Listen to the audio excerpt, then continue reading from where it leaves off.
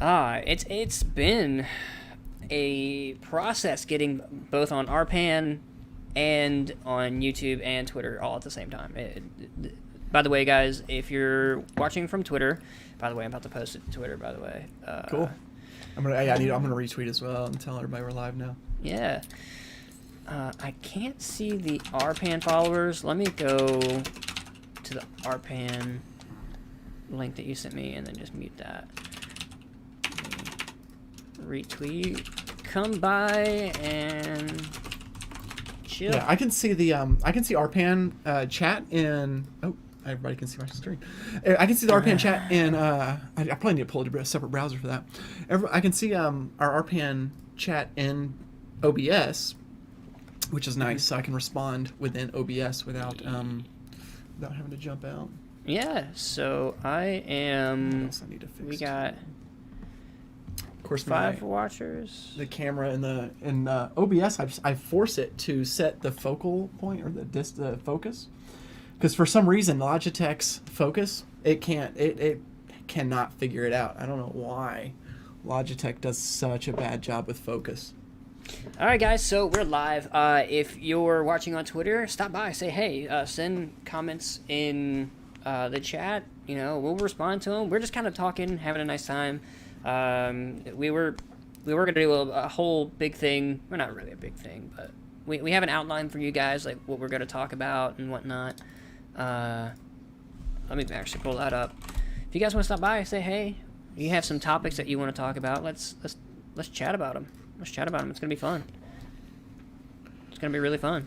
Absolutely, and really we're here today to blow off some steam and yell at Robinhood for all the nefarious bullshit they have pulled on us the past 2 weeks. This has been some of the most insane day trading and swing trading opportunities and failures and everything in between this week that I think that any of us in the market have ever seen. I don't think that we've ever seen a broker shut down trading on a stock where you can only sell your stock and you cannot purchase more. Like, what in the hell is that? It's been just more than just one stock. It's right. Been... It's like about 25 or something, but there was about 10 central ones that they focused on. The one that really threw me through a loop was American Airlines, because they were completely unrelated entirely from any. At least I didn't see American Airlines on the chats. Like, what is it, Wall Street Bets? I never saw American Airlines once until after they banned it. And it was like, how can you ban something that's just doing well? You know? And that's the thing that got me about AMC so much. It's like GameStop, I got like everybody was running that sucker, and they don't, they have some good things that are going. It's long in the pipeline, but AMC, it's a great recovery play. It's a great company. It's exciting.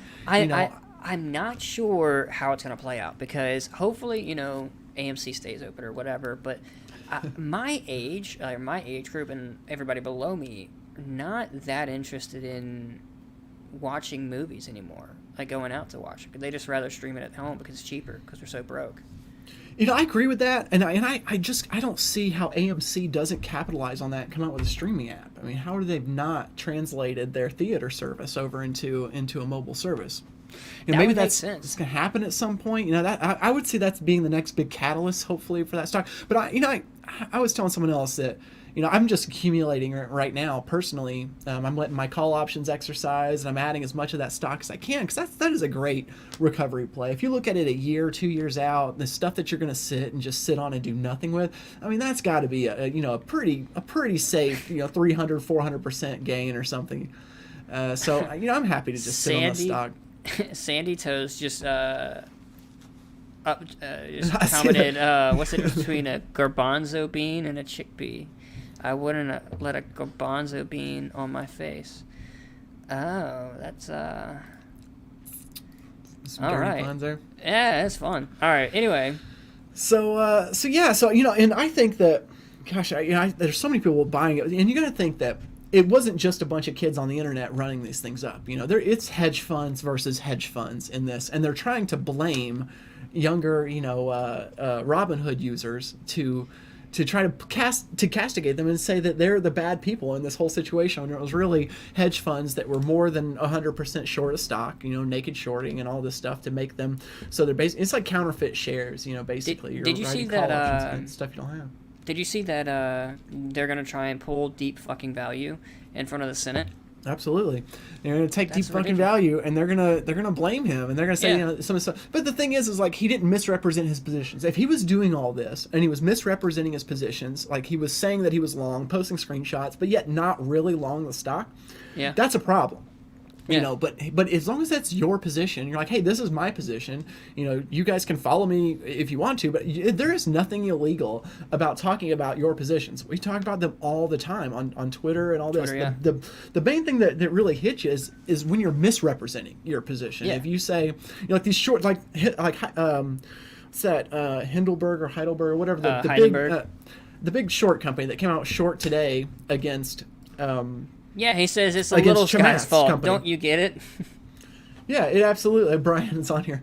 So yeah, it really is. It's a problem that they've they're trying to blame, cast this blame against the little people, and it's just ridiculous. So hopefully, these and the bad part is like Congress, they know how this works. All their friends are hedge fund managers, all of them, and they all have, the one of the senators' husband is the actual owner, the president of the stock exchange. Like, they're playing dumb. They know how this works, So to blame deep fucking value is a complete, my thing absolute, I don't ridiculous. see, like, let's say they get deep fucking value, right? I don't see how they can perpetuate this. Like, I don't see how they can catch every single person. They can't catch a million. They can't. What they're trying to do, they're trying to scare a bunch of people into selling and getting out of the positions and stop. How many people exited Robinhood? Robinhood sent me a message today. Because I moved out $100,000 from Robinhood. I'm like, forget that. My money's out of here.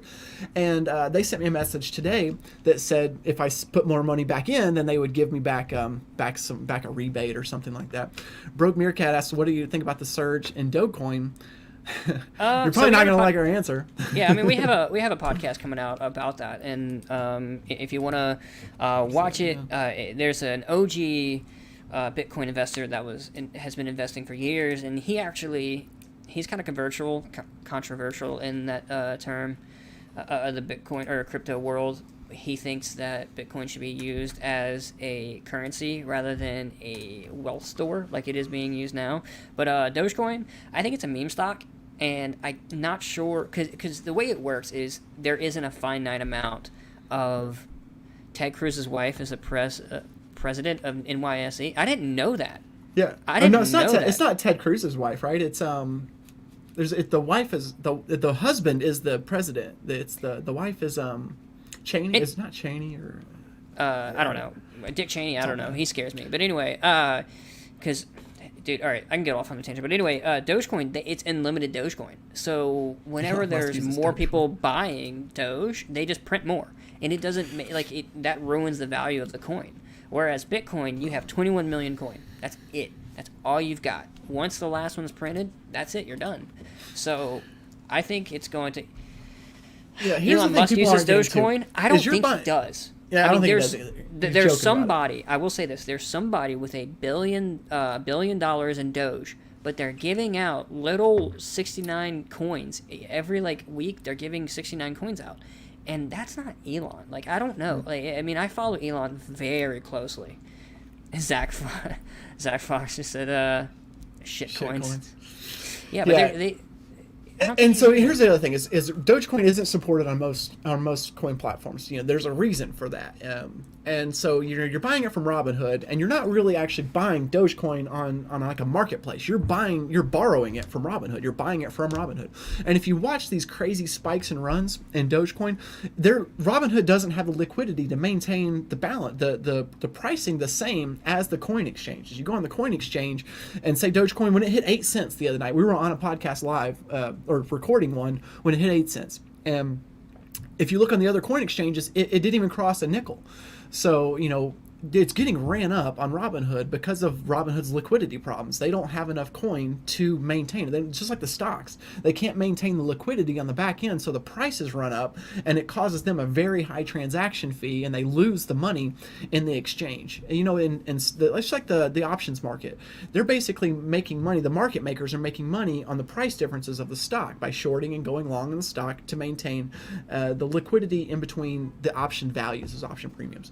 And so when they lose that liquidity, it just gets runaway. That day that AMC went nuts, I sold some AMC calls for $1,700 a piece that I paid like 30 cents for the previous day, and they never hit 1,700. They barely hit 1,000. But their liquidity, they could not maintain the price, same as the other exchanges. It got runaway, and they halted the stock and stopped us from trading it. It was ridiculous.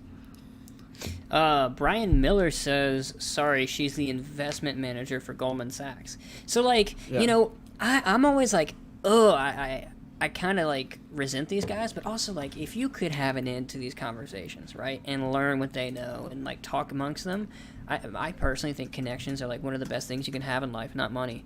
Because if you've got connections, you could do pretty much damn near anything you want. What you know, it's who you know. All of my jobs I've gotten, or at least the big jumps, have been because of who I know. Oh, 100%. So let's go, like, moving back on to Robinhood.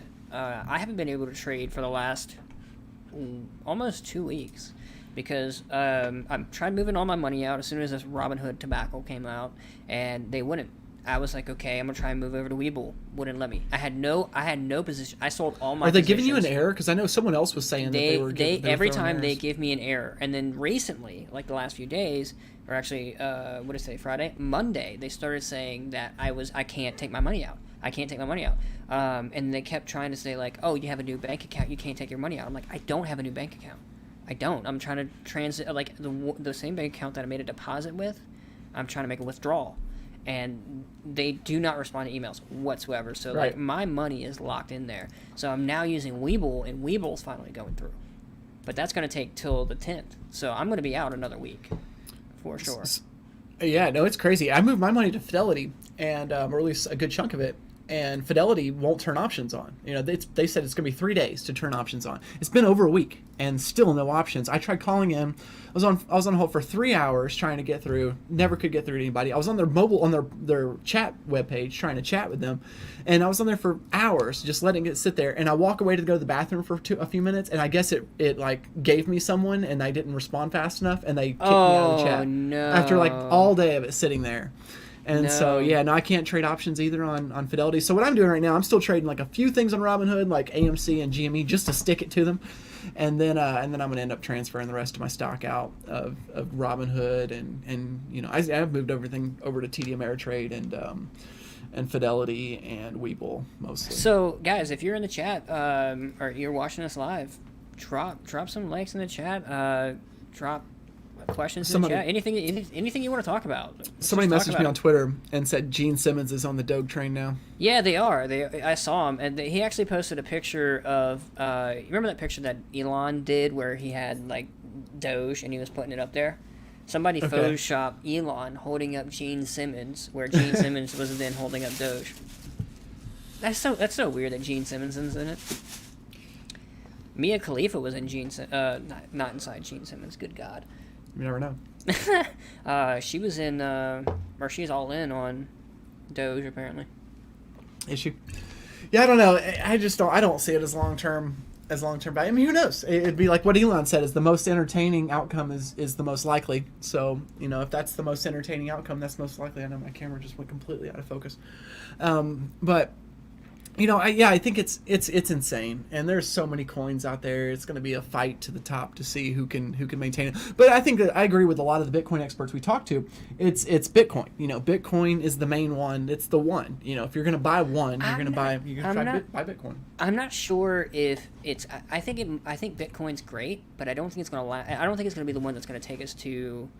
Take us to Mars and be that interplanetary currency. I think it might be something that we either haven't heard of or Ethereum. Yeah, ETH could do it. I mean, that definitely has a lot of potential too, especially for the to build things off of it. Gosh, I don't know why this stupid thing is not working. It's nice that the OBS will control the focus, and it will, it'll set it Road to to a certain Tesla depth. said, "Hey, what's up? How's it going? What's up? Nice, But I nice to didn't have do you it back in in. StreamYard. Nice to have you back in." Absolutely, yeah. Thanks for joining us, Will. 6 You watchers. got anything you on want to talk Reddit. about? Bring up on the stock market. We were just laying some hate down on Vlad. One broke meerkat said Ethereum question mark. Yeah, so Ethereum is just like another currency. There's many different types of crypto. Dude, there's probably 1,000 types of crypto that you've never even heard of, and that I haven't even heard of. But the main big ones right now are Ethereum, Bitcoin, and Doge. But like Doge is really not a currency. It's just like a meme currency. So it's just like having, I don't know, something interesting. Focus far away. Now, I'm not saying nobody can make money from it, because like if you dump a couple $1 million in it and ride this wave, but it will come down. I think it will come down. No, that's the thing. If you're going to trade price action, it's different than buying and holding, some of these coins. And some people just buy and stack these things because you don't know what's going to be the winner. So they're just buying and stacking. Versus a currency versus wealth society. So you should check out our newest podcast because we talk about a currency versus a store of value. Bitcoin is more probably considered a store of value. And for those on Reddit, probably wonder what we're talking about. We have a separate stream on StreamYard going right now, and a question was asked that of Bitcoin of a store of value versus being a transactional currency. And we address this in our podcast as well, that the newest one's coming out. Bitcoin is really, while it's meant to be transactional with the fees and the blockchain size, the data size, it's limited not. at 1 megabyte. Yeah, it's limited at 1 megabyte, so it's not necessarily transactional. So what our expert said is more, more Bitcoin Cash is probably more going to be more the transactional version of Bitcoin. And there's a lot of controversy between Bitcoin Cash and Bitcoin. And the thing to understand about Bitcoin is it's basically because it's copied code on all these computers, you can't change it. It takes more than 51% of the people to commit a change to Bitcoin to make a change to it. So if you want to create a new coin, then you can just copy the code and get it installed on enough computers, get enough people using it, and make a fork, basically, a new version of Bitcoin. Yeah, and this is all covered in our new podcast. By the way, If you're watching it, please go subscribe to Absurd Curiosity on YouTube. It's all there. All of our podcasts are there. I think you'll even find our podcast on Apple Podcast, Spotify, Anchor, pretty much anywhere you can find your podcasts. Please go check that out. Anyway, you were saying about the... Yeah, absolutely. So we don't, I do a lot of trading, and I don't trade coins, any of the coins, but I do watch them for price action. I do hold a little bit of Bitcoin and Bitcoin Cash, but not very much. And I'm going to keep it for a long time. I'm not really worried about the price action. And I bought it with winnings from the stock market. And for those that are just tuning in, I do a lot of day trading, swing trading, long-term investing. I took $7,000 and turned it into almost $300,000 by now, and I'm a little over a year on the ticker running. So from $7,000 to almost $300,000 in about a year, just slightly. This week beat me up a little bit. I'm about $15,000 this week, but I made over $100,000 last week, and 85 of that in one day. So and that's not my only $100,000 day. That's my I've had one in the past. So we like to talk trading and talk investing and things like that. And right now I actually sold like all of my holdings this week, or most of my holdings in Robinhood, because of all the craziness. I sold them last week, and it was good because a lot of them were at the peak. Some of them I kind of missed out on and probably missed some gains, but it was a great week to sell. And who knows, what happens. It's a good time to be to cash, I feel like, right now. There's a lot of chop up and down for a day trader, and swing trader. It's hard. It's a choppy environment right now. It's hard to find some of the winners, unless you're really paying attention. Today there were some great winners. If you're going to play Friday Lottos, Netflix was a great winner. There was some real runners right towards the end of the day. Unfortunately, I wasn't holding them any in my hand. Last week was kind of the same way. I was down all week, and then right like the last 2 hours of the day, I ended up making like 7,000 last Friday. But this week wasn't the same. I ended the whole week red, but that happens. I'm not too worried about it. I was only playing with winnings too. I pulled $100,000 out of my Robinhood account and put it in my bank account, and I'm moving my money around to go on to bigger and better things now, because I am not going to trust a broker. I don't care what they do now. And I've always been a Robinhood apologist, and I've always been like, well, they're growing, and well, it's a disruptor, and all this stuff. Likelihood of Robinhood. And our IPO. StreamYard. Yeah, StreamYard just asked, what did we think about the likelihood of Robinhood IPO? I think it is unlikely. I mean, maybe they still do. I mean, Robinhood was the #1 downloaded app last week, even with all this bullshit going on. If they do it, I think they're going to push it back.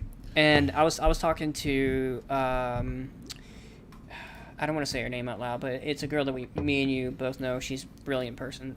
She's in the New York, like, conglomerate circle or whatever, and the president of the New York Stock Exchange was saying that Robinhood's doing, like, the best job ever, and that they're actually going long on Robinhood. So they're putting a lot of money into Robinhood. You know, it's probably a great investment, to be honest. And I heard that they're going to even do a stock offering to Robinhood customers before they do IPO. I mean, it could be interesting if you want to pull your emotions out of it and just trade it and invest it because it's a disruptor. That's cool. But they did some really shady stuff in the past week, and they can try to pass it off onto the brokers all they want, or to the market makers all they want to. And while they did have an absolute hand in it, Robinhood was too deep in the pot, and they don't have enough money to cover the transactions. You can go to a company like Fidelity and be like, hey, you're going to have to cover $3 trillion over the next couple days because it's T+2, so basically your day's transaction plus 2 days. So if they can handle, $3 trillion, $2 trillion or whatever, they're like, yeah, no problem, we've got that money. But Robinhood's like, dude, we haven't raised $2 trillion ever, like our whole time in existence. Like little less need it today. And so they literally held them hostage until Vlad and negotiated them down to like $700 million. And then the deal was, yeah, you can get in the market with $700 million, but you cannot buy GameStop, AMC, and all these. You can sell only. That is a hostage negotiation. And we got screwed. The end user got screwed, because if that didn't happen, AMC last week would have ran to $100, maybe. Who knows? GameStop could have ran to $1,000. They put the brakes on it. They screwed the retail investor. I don't know, man. They should have had more capital, but then again, I can't blame them. Like, how do you have more capital? But moving on to, they knew they didn't have the capital. They made it a number. Even if they would have had $3 trillion, the number would have been $7 trillion. Why did they set their margin that high? It's not margin. It's the companies. They changed the transaction rates. Basically, they're saying, hey, because these are high, we don't have the liquidity to maintain this stock, so these options are going to go run crazy. We can't do it. We would lose our shit. It's like the government. There's no rule. I mean, there's like some law. I don't forget what it is. It says that you're not going to burn down the house to save one person. So like we're not. You can't sue us for $80 trillion, even if we owe it to you. We're going to be like, no, we have to function. We have to continue our government. So you can't shut the ship down. And that's basically what it's saying. Like you are going to shut everything down, or otherwise you're going to screw these 10 stocks, and you're going to screw them hard. Mm-hmm. And that's what they chose. That's what they chose. They chose the path of screwing those 10 stocks and not sticking up. Other brokers were like, no, screw you. Like, I'll take this public. And I think that Robinhood is too beholden to Citadel. Citadel does some of the back-end clearinghouse. Robinhood has their own. Don't they get like 40% of their profit from them too? Something. I mean, they have huge stakes in them. And that's one of the reasons Citadel gets the order book from Robinhood. They know exactly what everyone's buying, and they know exactly where to go short and long. And it is a rigged-ass market. Absolutely rigged. I don't see how that's even legal, but it ain't. It really, it probably, I know there's a lot of rules against it, but they're not going to be enforced. That's the thing. You can't blame them for not foreseeing the viral nature of GME phenomenon vis-a-vis lacking. You can blame them, actually, because they allowed a stock to be over-shorted, shorted more than the stocks in their existence. Like, there should be rules against that. They should not. And in fact, I feel strongly that you should not be able to short a stock that you don't own, because options are for hedging. That's really the intention of them. So if you say you own 1 million shares of Tesla and you don't want to sell the shares, well, then you can sell call options against the shares, and they are high out of the money call options, and you can make money on the way down. If you want to add a large position, then you can buy. You can sell some puts in a position, and if they end up going down, then you get a good price in the stock. But if you don't own the shares, then you can sell calls against it without holding the equity. And you're basically doing it cash covered, with cash in your account or margin in your account. And anybody, I can go on there and write call options that didn't exist. So today they don't exist. I write them, and now they do exist. and if I don't own the shares, that's the problem, and they're so you're not covering these with equity. There's no real thing on the back end. Yeah.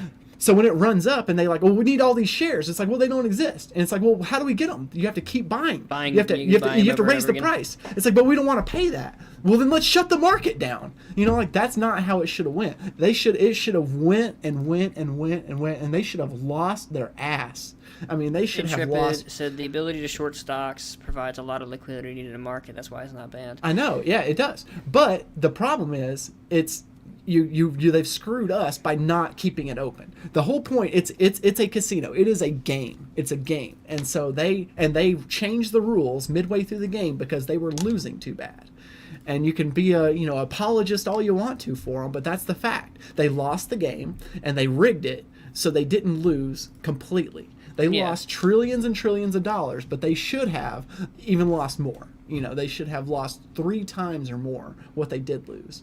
And I don't feel any sympathy for them at all. They got themselves there. Don't short sell stock. You have infinite loss.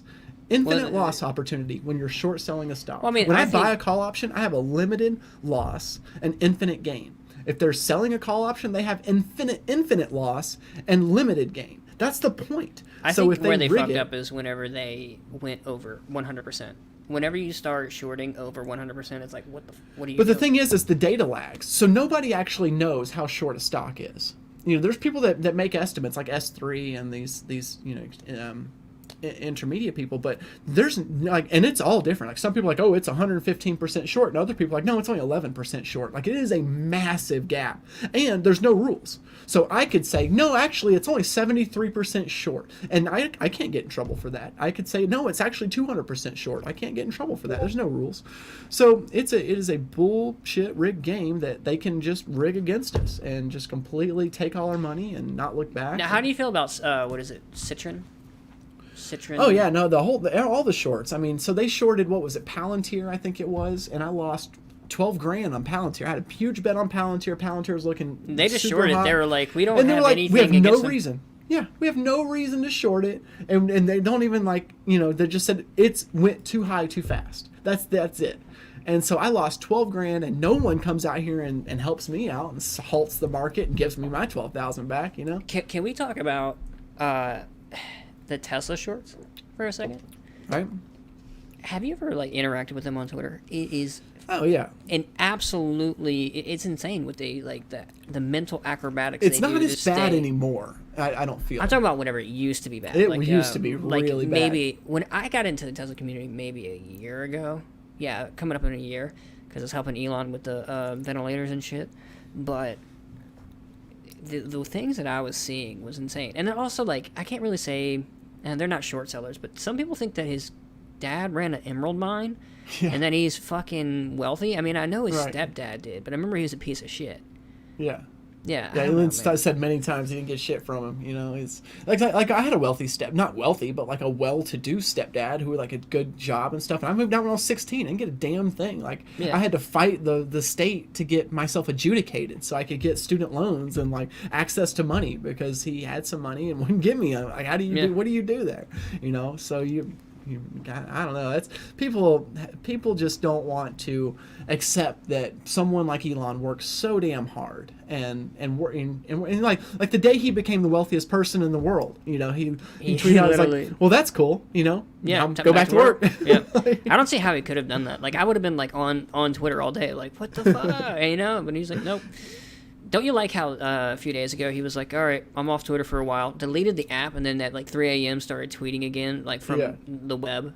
And all about Dogecoin. All about Dogecoin. And all. It's like, what are you doing, dude? I thought that was hacked for the half. I thought it was hacked too. I woke up to check. I woke up to use the restroom at 3 in the morning, and I checked my phone and I see all these Doge tweets going off, and I was like, this is either a hack or I need to apologize to some people.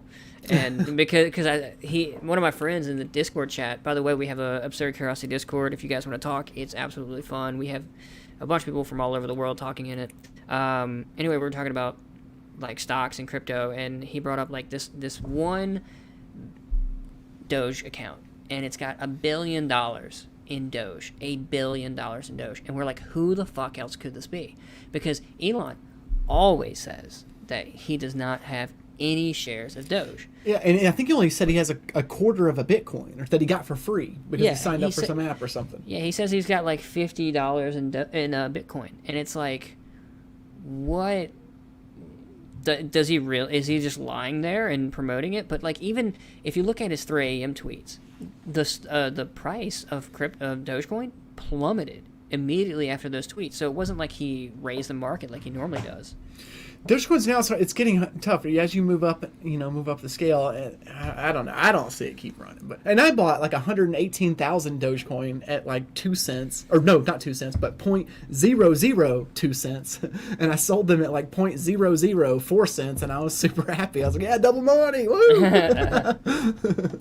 But that's the funny thing about these things, they can just keep going and keep going. I mean, that would be worth like 10 grand or something right now, or whatever it is. So, off deal. stocks, let's talk about some recent news. I'm not sure Yeah. if you've wrote anything in here, Nuke, but I've got some things. So, recently, SpaceX had one Falcon 9 rocket vertical while the other one was launching. And that is like the first time that's ever been happening. They're getting quicker at that, dude. With SN9? SN9, yeah. Oh, no, not SN9. No. I'm talking Falcon 9. So they had 2 Falcon 9s about to do payload deliveries to space Okay. at the same time. And that's wow. never been, like... Is that the done launch before. that was it Thursday morning at like 2 in the morning or something like that? Yeah, it was one of those. Yeah. I ended up watching that launch, and it was beautiful. Man, watching the booster go from, just change the color and absorb that whole all the red. heat. Oh my gosh, that is like the coolest thing to watch. Well, I mean, whenever I first watched the first time the booster landed, it did not look real to me. Right. It did I not. still have to, every time I watch them like that, there's it a doesn't- puff of smoke and the thing's just standing there. Well, I mean, like, kidding me? have you seen the long distance camera shots where, like, it just looks like a pencil flying through the Right. sky, and it goes doom, and it just, like, and you see it land, and then, like, 30 seconds later, you hear, like, because sound travels slower in air Right. than light does, and you hear all the roaring after, and it's insane. But, Yeah. so, SpaceX recently launched Sirius XM's new satellite, Yeah, I Right. saw that. and it's a complete bust. I think it's like $200 million just fucking done. What Floating- happened? It didn't make it, or what? No, it made it. It made it. No, SpaceX did everything they could, but the satellite's just a piece of shit. It just didn't Oh, work. I didn't see that. Yeah, it didn't work. Oh no. There's been a lot of space news. I mean, SN9 blew up because the engine failed. Yeah, I saw that, and then they're like, well, "Why didn't you start with 3 engines?" Three, and Because then we were you- dumb. Yeah. Because we were dumb. I said, "Why don't you just?" I told Elon, "Why don't you just start the flip earlier?" But I mean, like, yeah. Signed, a very dumb human. Yeah. It's freaking wild. And then It is wild seeing them. I mean, even getting them almost there. I was watching it with my kids, and I was like, "Oh!" Right when I saw it flip around, I'm like, "Oh, it's not gonna make it." But I don't know. Are they actually trying to land it? Because it doesn't seem like they're like really like. It's more like they're trying to do other things, and Mm-hmm. like it's still not like they're not trying to stick the landing yet. They're trying to get the flip down, and the flip, yeah. It's I don't know. honestly, man, it looks like it's falling so slow. And Yeah. I don't know how else to explain it. Like it I also don't. I feel like I know how big it is, but I also can't properly comprehend how big this thing is. Yeah. Just falling from the sky. I feel it's like a 3-story building just falling Yeah. from the sky. And what is it actually? It's I think it's like 3 to 5 story Is that 3 building to or 5 something story like that. Yeah, building? and they're gonna try and catch it on a crane on the sea. yeah. How? Crazy. Like that? Have you guys seen any of our followers or redditors listening to this? Drop some comments or whatever you want to talk about. Let's talk about it. But yeah, dude, catching a rocket coming from space with a crane is gonna be nuts. And I don't know, man. Did you see that That's nuts. Iran got to low Earth orbit? No. Yeah, dude. I actually have a video of it if you want to watch. I was gonna show it, but I'm not sure if our redditors will be able to see it. Yeah. If you do a screen share, will it take yours? If it takes your video spot, it'll just pop right up. I don't think it will. But if not, I can probably do a third display capture. Nah, it's alright. We can fix that later. We spent like 2 hours trying to set up this Reddit thing, but anyway. This is the easiest way though. Now we got it. Like do it through, and we get to do StreamYard and Reddit at the same time. Yeah.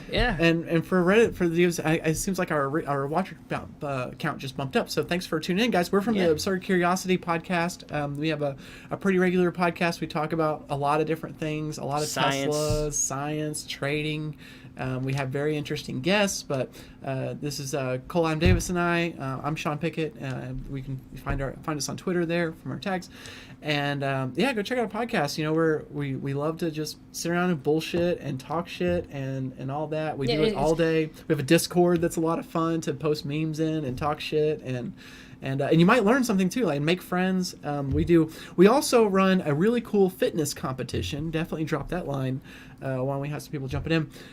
It's called Witness the Fitness. If you go hashtag Witness the Fitness, you'll probably find us on Twitter. You'll either find us or gay porn. It's one of the two. Yeah, for some reason, gay porn community so like that hashtag had never been used before, ever. Right, and we started using it, and then all of a sudden, all these gay porn people start using it, and it's like, what the fuck? You know, I think it's just one main guy that's posting a lot of gay porn. I don't know. Is it a bot? Because like there has to be. There's no way somebody consumes that much gay maybe. porn. It's a lot. It's a lot of gay porn. But we're running a really cool fitness competition. It's on the Apple Watch. You do have to have an Apple Watch. If you follow us on Twitter, we constantly post about it. There's trophies. We're in our second public one. We've been doing them privately for quite a while, and we just switched over to doing them public. And it's a lot of fun. You know, we can challenge each other and push each other to exercise more and all that. So if you want to join us, feel free to hit us up on Twitter. Sorry, I'm typing up something. I'm gonna grab a beer real quick, Cole. Yeah, so I'll talk to the chat. What's up, guys? Drop some comments in the chat, man. We're just currently watching, talking and watching. So one thing that I want to say about our podcast, and Sean's kind of new to it. I actually started it with a guy named Steven. He's not here right now. But basically what we do is we do talk stocks, and that's kind of like a new development that we do. But the main thing that I created this platform for was inviting incredible people to come on and learn. That I love learning, laughing, bullshitting, and having a great time. So that's what we do. We invite professionals from all around the globe that are in STEM or really insane positions, and invite them on for casual conversations. Like we're gonna have John Powell from JP Aerospace. He's pretty cool. He actually is the president of JP Aerospace, and what he does is basically to get to low Earth orbit, right? He gets weather balloons, and he ties weather balloons to like the structure, and it brings it almost up to the edge of space, and then he launches a small rocket off the weather balloons into space. So he's able to get most of that oomph from the weather balloons rather than starting at sea level and working his way up. So it's insane, and he does this all from his garage, all of it. All of it from his garage. Now, I want to ask him on Thursday, is like, how is this legal? Seriously, how is this legal? How do you clear it with the FAA? Like, you're just going to be like, yeah, I'm just going to be launching a small rocket up into airspace. Like, I don't understand it. And I see we got new users join in. McDummy, thanks for joining us. Yeah, we're from the Absurd Curiosity podcast. We have a regular podcast. You can find us on all major podcasting platforms. But Cole and I are just kind of shooting the shit tonight. We've been bagging on Vlad from Robinhood and talking space and SpaceX and Tesla, investing, trading, anything.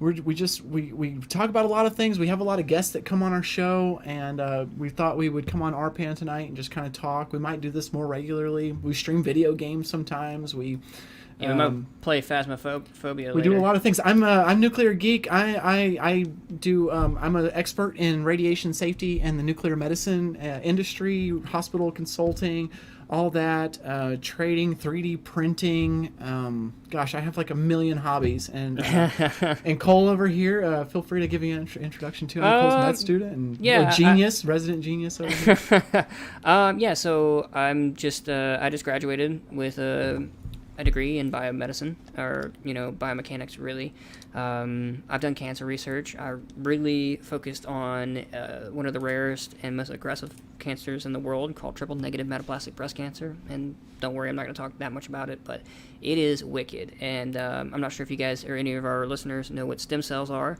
but it's literally the stem cell cancer, and we had to figure out how to stop it. And sad to say, I could say, everybody put your mind at ease, or not put your mind at ease, but we do not have a secret serum for cancer. I work at the #1 facility in the world. We do not have a cure for cancer. So, if anybody, like your crazy uncles at Thanksgiving, right, tries to say, we have a cure for cancer, show them one of my videos. I will tell them, no, we don't. Like, literally, we don't. So, yeah. A lot of different treatments, you know. Yeah, we have made. We've got some of them pretty bounds. figured out, you know, how to knock them down and get them into remission. But yeah, we have come leaps and bounds since our last, I think since the 80s, we've made leaps and bounds. Like, people are actually surviving now, whereas maybe 20 years ago that was not really heard of. Like, you could, but now it's not a total death sentence. it's not a death sentence now. Now it's more, you know, you got to go through some treatment. You got to, you know, get on top of the thing. Unless you're, you know, you find out about it and you're in stage 4, and then you're. Yeah, no, it's insane, and we're not going to go too far into, you know, the whole cancer thing, unless you guys want to ask questions about cancer. But we do in our podcast. We talk medical, we talk, you know, science, every little thing that we anything that we find interesting, we talk about it, and anybody that's interesting and wants to come on, we have them on. Like I said, for people that are just now joining in on Reddit, we're having a guy come on. His name is John Powell. He's the president of JP Aerospace, and what he does is he uses weather balloons to get his rocket up to at the bridge of space, and then launches the rocket off the platform from the weather balloon into space, and it's absolutely insane. Let me see how many people. Oh wow, a lot of people are watching this on YouTube. Oh, cool, nice. Yeah. Thanks for joining us, guys. Yeah, guys, send some love in chat. You know, bring up topics. Let's talk about it.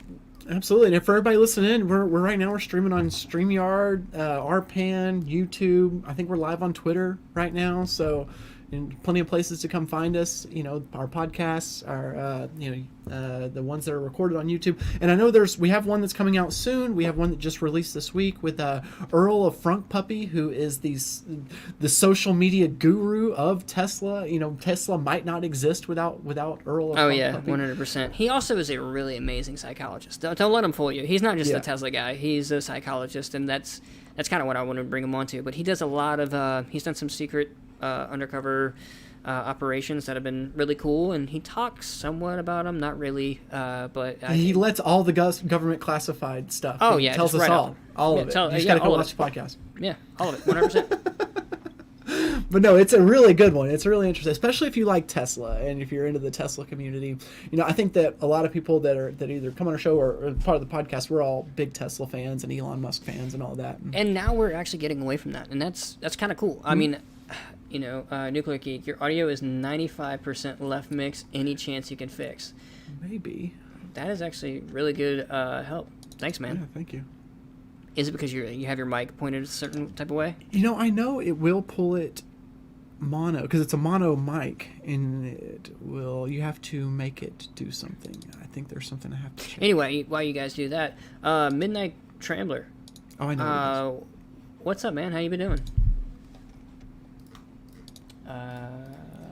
Did you guys see that Lil Uzi Vert got a? How's that? Any better?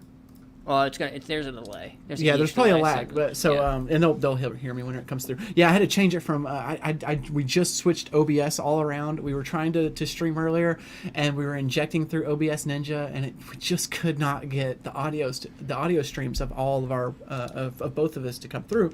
So I'm doing a display capture from StreamYard and injecting it through and capturing the output of the PC through. So let us know if that's any better. I just changed it over to mono, so it should be coming through both speakers. Awesome. That's much better. Thanks. Yeah. Cool. So getting back to the podcast or live stream, did you guys see where Lil Uzi Vert got a big ass fucking diamond put right in the middle of his head? No. Yeah, he got a $24 million diamond. What is he? I wonder if he had to get insurance on that thing. You I get don't that know. Pop but out of your head in the shower. He's literally like somebody can literally go grab the piercing and rip it out of his head. Who is this? I gotta pull a picture up. Lil Uzi Vert. Just look up Lil Lil Uzi Vert diamond. It's a pink diamond, and he said he spent 4 years financing this diamond. And I don't hear like, oh wow, this man's responsible with his money and really wanted it. I hear he had 4 years to back out of this stupid ass decision, and he didn't. But then again, I don't know. $24 million diamond, and it looks like he had to get it like surgically prepared. Yeah, he had it. Yeah, it's a piercing. It's a piercing, and it's almost in his sinus. Oh my gosh. Yeah, I don't think it goes into the bone because that would be fucking stupid. But it's definitely right there. I gotta look at pictures of this. Imagine one day he like nods his head yes, and it All falls down and cracks. I'm seeing is pictures of the blood. It looks like his head is split open. It doesn't look like a diamond at all. It looks like a vagina on the middle of his head. Yeah. No, it's a pink diamond. Yeah, it doesn't look good. Oh my gosh, that looks just like a vagina in the middle of his head. It doesn't look good. For I can't see any of them that make it look good. They all look like yeah, there's like not really open vagina. All we have pictures of is people like of him walking down the street with it, and then a terrible Instagram live video. Yeah. And that's it. That's all you got. He had a better picture of him whenever it accidentally came out and he was bleeding everywhere. But other than that's all you got. It kind of stupid, honestly. What do you guys think? People in the chat, tell me what you think. No, that's quality. I mean, if you can afford $24 million in your forehead, you know, why not? Well, he spent 4 years financing this. What? 4 years. 4 years. 4 years apparently. What? Okay, that's even worse. You spend 4 years financing a facial accessory? Yeah, that's a lot. I mean, then again, he could be making money from this. It's one of those things of like, you know, any publicity. Some jeweler's like, hey, I'll give you this for $8 million. You know, yeah. But man, I don't know. There's a lot of comparisons against the superheroes. So which one is this? Vision. You remember Vision? How Thanos rips it out of its forehead? Yeah, every one of these, all the pictures I see are like it's side by side between. Yeah, it's stupid. Like, I mean, with Vision, it gave him power. When is this? You just look retarded. Maybe he's harnessing the powers of the diamond into his chakra. You know, into it'd be his cool. third eye. Is that what the whole point is? You know, it'd be cool if the piercing could do the like, since it's a pink diamond, if it could do like the Pink Panther theme song, the dun dun dun dun dun dun. I guess, like, if it could play that somehow. You know, you got to use it for something. Like, it could focus energy into his head chakra. I mean, there's got to be something there, right? I mean, there's a reason that he did this, right? I don't know. He tweeted, "I'm literally trying to become a diamond." That's all. That's literally all you can. That's all he tweeted, and I'm not gonna look into it anymore. It's one of those things of like, okay, and just, you know, you do you, man. Become a diamond. Well, he's getting there. Yeah, I mean, what is this next? What is his name? What is this next thing that he pierces? Is he gonna give himself? What is it? A King Henry or a King Arthur? Where they do Prince. Oh, Prince Henry. Yeah. No. Prince Albert. Prince Albert. Yeah. Prince Albert's where you get a fucking metal rod through the shaft of your cock. Maybe I don't know if he was going to do that one though, because they can't show that one off, you know. But can you? It's the day and age of OnlyFans, man. Well, you could do that on your OnlyFans, I guess, or something. You know, I can't. I mean, Twitter. You could post that shit on Twitter. Yeah, you can post it on Twitter. Yeah, sure.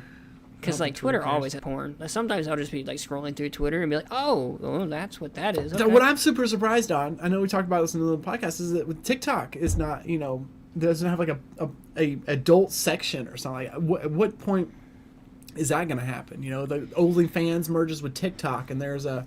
Well, I mean, like, they already post a lot of, like, it's really bad. Loose. It's really loose. Yeah, I mean, you can, as long as you have something sheer over, I think it passes. So yeah, like, there's this one girl. I don't even get on TikTok at all. Like, I waste. I use the shit out of it. I love it. It's like great. There's so much good stuff on there. I spend way too much time on Twitter, and if I add TikTok, it means I'm just going to go from Twitter to TikTok and waste more time. Right? I've got to study. I've got to get my life.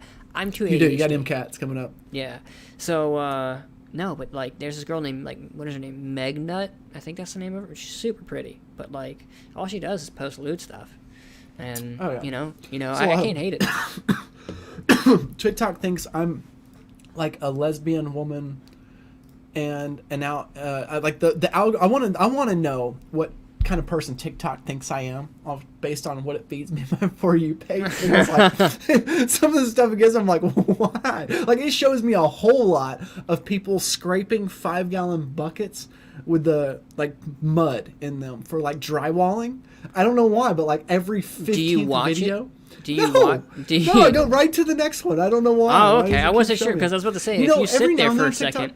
I wonder that because every now and then TikTok, like I have it on my mount. I have like a phone mount on my desk, and like every now and then I'll bring up TikTok and I'll flip through some things, and like I'll go get distracted with something and walk away, and so some maybe video will like play for a minute or something. I wonder if that screws with the For You page algorithm. I don't know, but I do know that I get an awful lot of drywalling mud videos where they're scraping the bucket and then slopping the mud. I don't know why. Why? That sounds like that's got to be some like one of those like. I get a lot of pleasing those. to watch things. Is it even pleasing? It's like the OCD, like putting everything on smooth. Do they even do that, or is it just like hardcore? They're just slapping. No, they're not mud? even putting it on the wall at all. They're taking, it's a bucket and it has mud in it, and it has mud on the walls, and like some of the videos are like really clean where they have like a perfectly shaped trowel and they're like doing the thing and then they slop it in the middle, and other ones like are doing it kind of shitty. It's just all these videos where they're scraping the sides of a 5-gallon bucket of mud of drywall mud and then slinging it. Why is this appealing? Why is this appealing? I don't know. I don't watch it. I don't know why it keeps showing it to me, but I get a lot of like every 15th video. That is I don't know anything about TikTok. Their algorithm, man, it cracks me up. Some of the stuff they show me. I get a lot of survivalist stuff.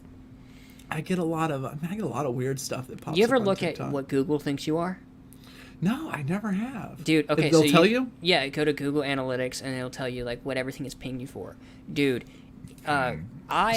since I'm studying medicine, right? I look up words all the time. I'm like, what the fuck is this? So like I look up shit. I look up a ton of radiation crap. Like they probably think I'm some type of radiation therapist, some type of they thought, but a terrorist or something. They thought so. Google Analytics, it thought I was a hypochondriac because I look up all these medical things.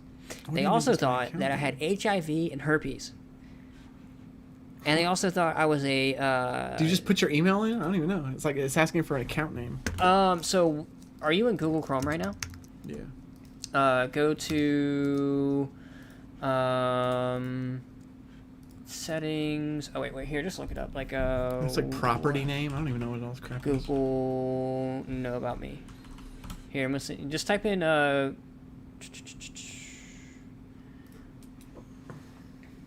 trying to find it before we can go back to this. There's Google Analytics. I see that, and it's like it asks you for your username or start. I don't even have a user account name. What does that even mean?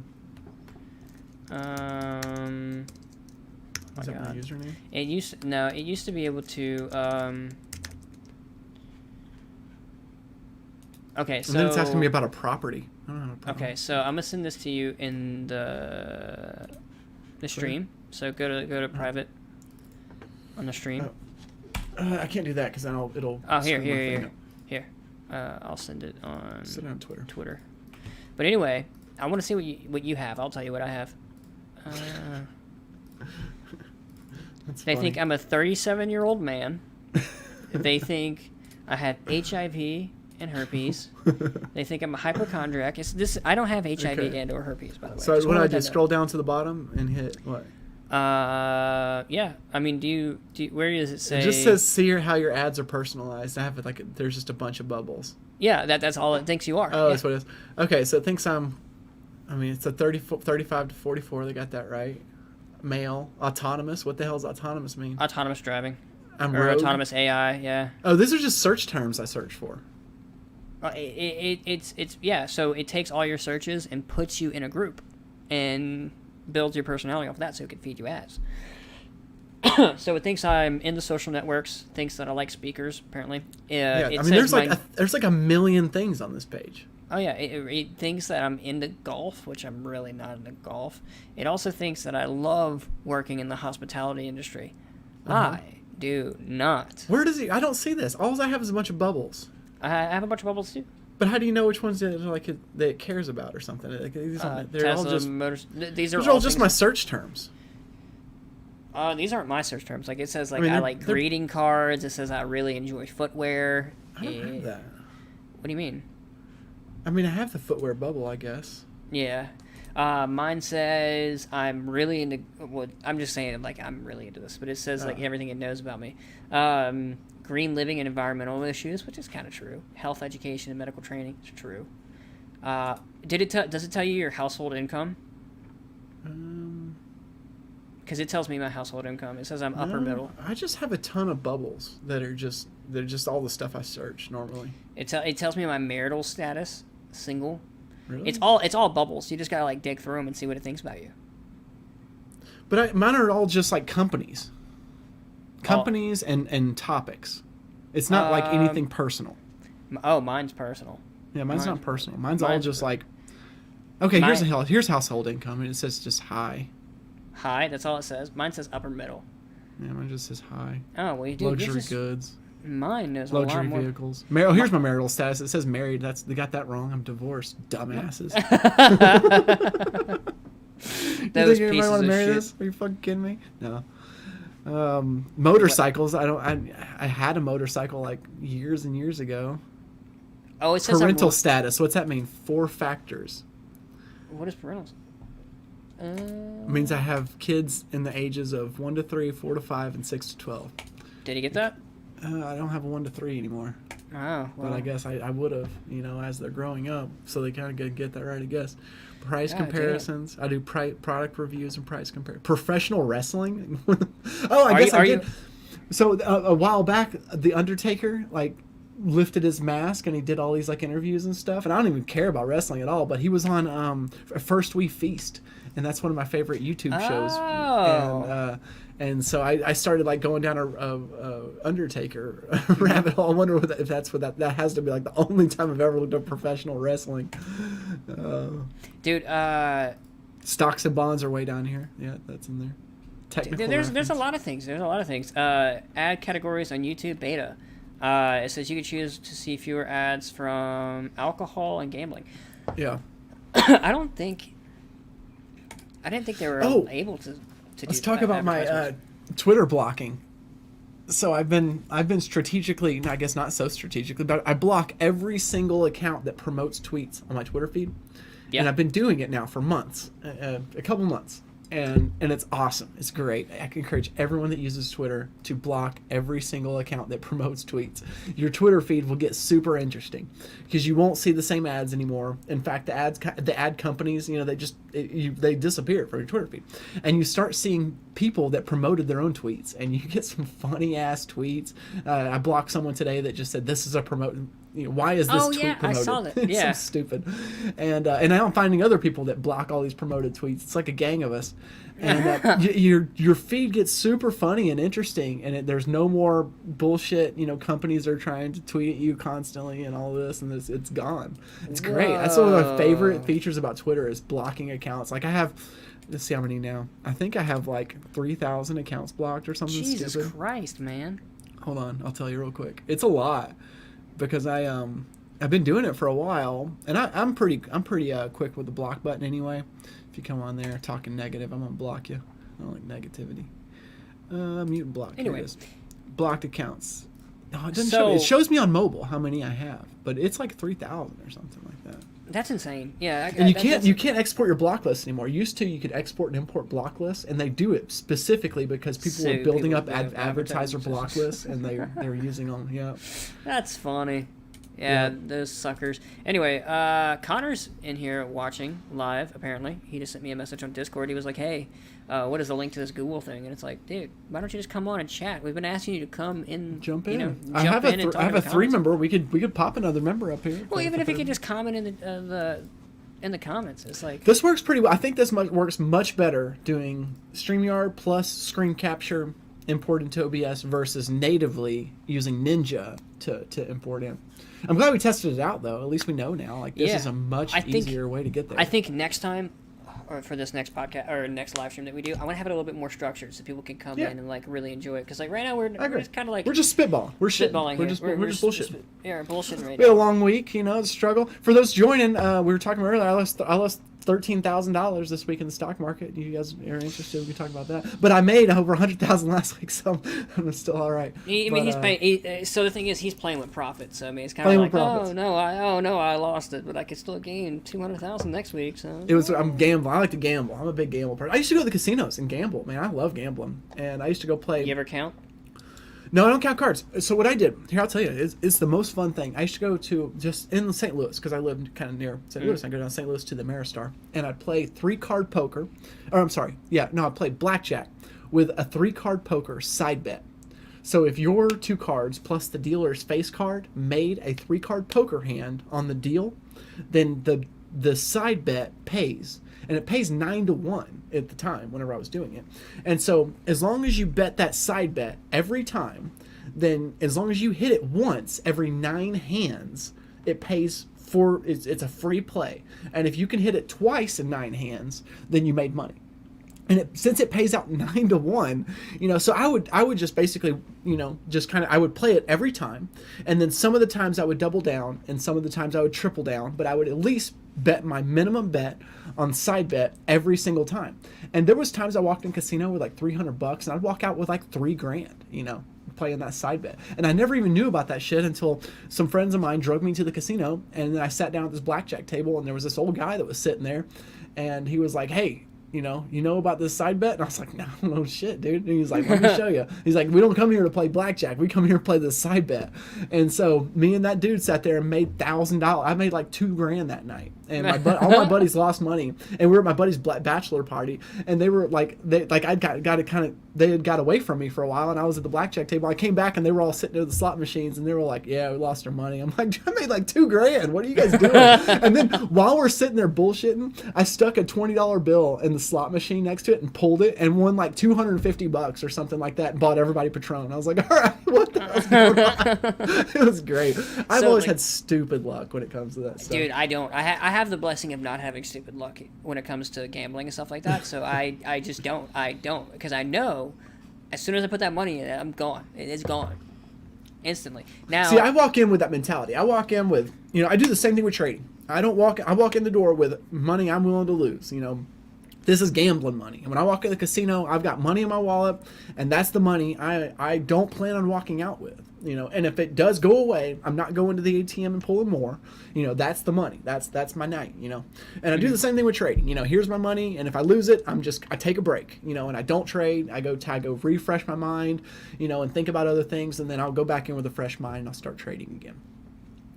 If you could go back to right before you went to medical or nuclear medicine, do you think you would go back into nuclear medicine?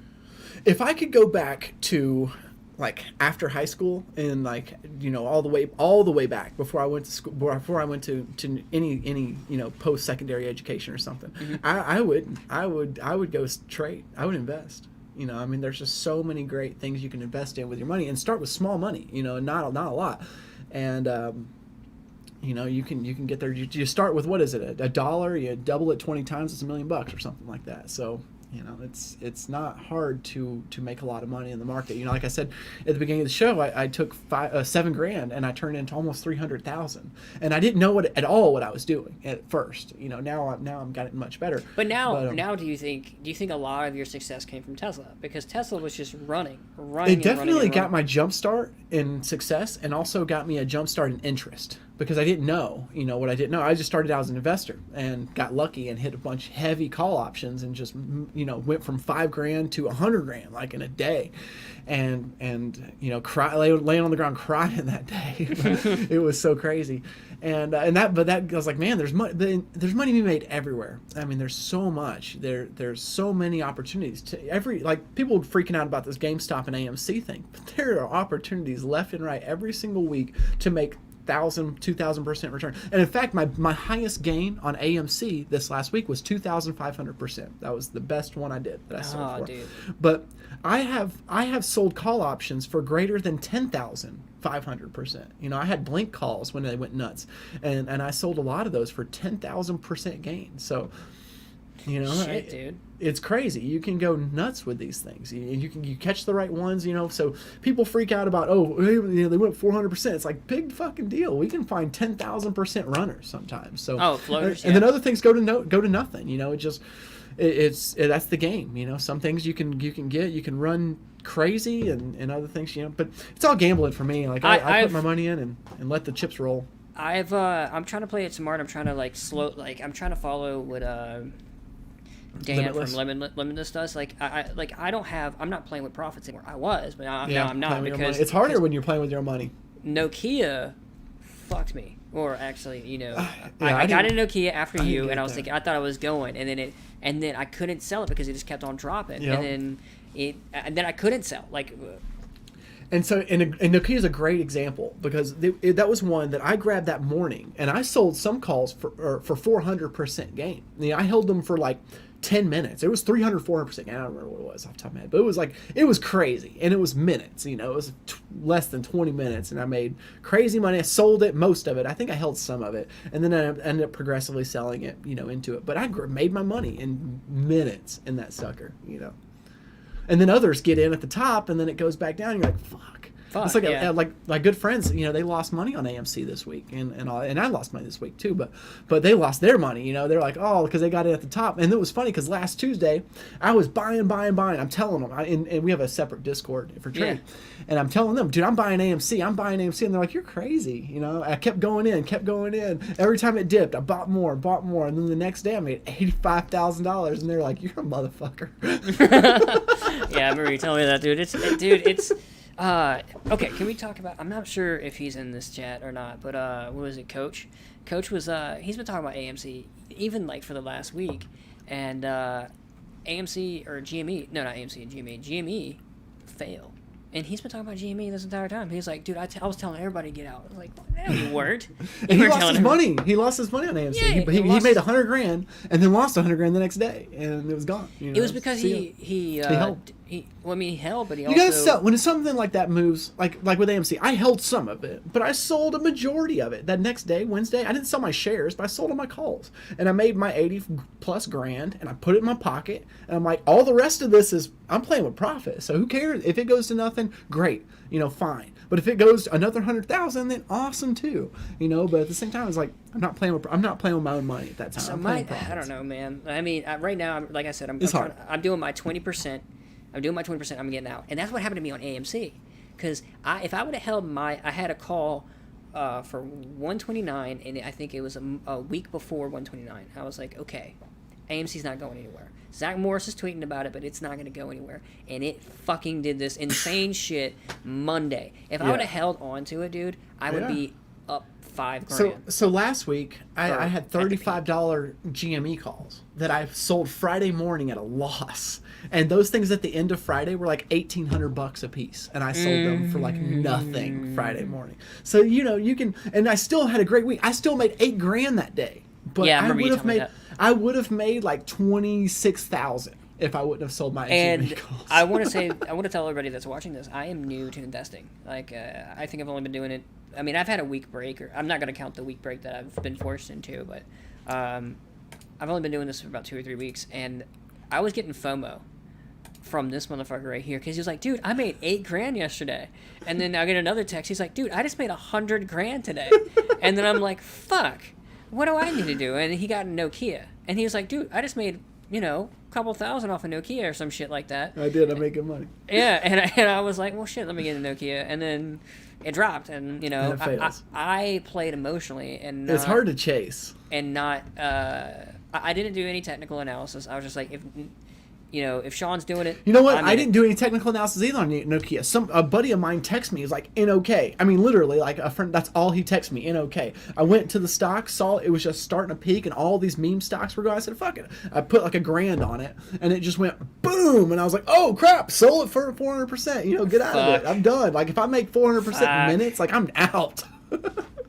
No, dude, that didn't happen to me. No, it's I 100%.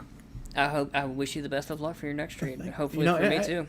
I wish everybody luck. I don't want anyone to lose money. I wish we were all long. Nobody was short. We were all Except the hedge trying funds. to take it to the fucking moon. Except the Even hedge no, they can funds. go long too. And the fact that Citron said that's one of the reasons they said they're not going to release a short report anymore. They went and looked back at their things that on their longs for 2020. They were like 115% positive, which is terrible because my longs for 2020 were 1,800% is my gain for 2020, and these giant hedge funds are 115%. Like, what are you doing? Give me your money, I'll invest it. Like, you don't know what the hell you're doing. And my gain for 2021 is even astronomically better than that. So I don't know. It's so weird because a lot of people that are older don't understand the technology that's coming up, and it's coming. They to don't the point where understand the disruptors, Yeah. and then the runners between. And also, people don't understand that they use the older platforms. It's harder to actually make your money. Robinhood loses liquidity fast, and the stock premium, the premium on the call option, jumps faster than it will in TD Ameritrade or Fidelity because they're their own clearinghouse. So they will clear their transactions, and they don't have enough liquidity, so the premium will actually jump super fast, and it's crazy. You can make a lot more money potentially day trading on Robinhood. People don't get that they bag on Robinhood, but because of their liquidity problems, sometimes you can run it on them. It's kind of crazy. I just got a notification that I've been working out this entire time. I did that earlier to myself too. I must have banged my Heartcast and it turned Heartcast on. So when I did my treadmill, I actually went twice as hard on my treadmill. I'm like, you know what? I can't. It told me I was working out when I wasn't working out. So when I went and jumped on Peloton, I freaking banged it. I hit it hard. Well, dude, I hit it pretty hard today. But it's actually, we're coming up on an hour and 10 minutes. Do you want to play some Phasmophobia? Yeah, fine. Yeah, so for everybody tuning in on Reddit, I think we talked about this earlier, but I think we're gonna switch. It'll take just a second to kind of reconfabulate everything over here, but I think we're gonna switch over and play Phasmophobia. Yeah, Phasmophobia is super fun. It's a game where you hunt ghosts. But anyway, everybody that's coming in, you're welcome to the end of this little podcast segment. But we are Absurd Curiosity. My name's Cole Davis. This is Nuclear Geek or Sean Pickett. We run a podcast where we invite interesting people come on. This is just a live stream that we're doing, but we actually have a YouTube channel that has a podcast, and we have interesting people that come on that are in the sciences, and we come talk. We have a casual, relaxed environment where they just come on, joke, laugh, and teach us about what they do. And I think last week we had Earl of Frunk Puppy come on. He's a big Tesla guy, but he is actually an amazing psychiatrist. And psychiatrist or psychologist? Psychiatrist. An amazing psychiatrist. So if you would like to check us out there, please do subscribe to us. We're gonna have a lot of cool aerospace things coming out in the next week or two. So while we get this set up, man, I'm gonna go pee. Cool. For everyone watching, how about we just kill the stream? Do you want to just kill the stream for a minute, and then we'll just launch back up with it all reconfigured? Yeah, we can kill a stream, or we can go. Do you really want to waste all your minutes? Because I'm not sure if you get those back. Yeah, why don't we just stream on StreamYard? That's fine. Why don't we just go to Twitch?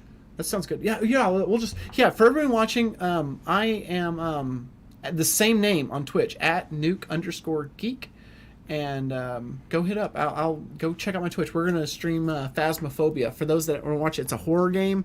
You're like a ghost hunter, and it's a lot of fun. And so and it's scary. I play by myself and I scream. Let me hit up some friends, see if they want to play. Cool. Awesome. Well, right, guys, go follow us on Twitch. Follow us on Twitter. Check out our podcast. Definitely thanks for coming in, and we'll see you soon. All right, man. We'll be back. Cool. All right. Thanks, Cole.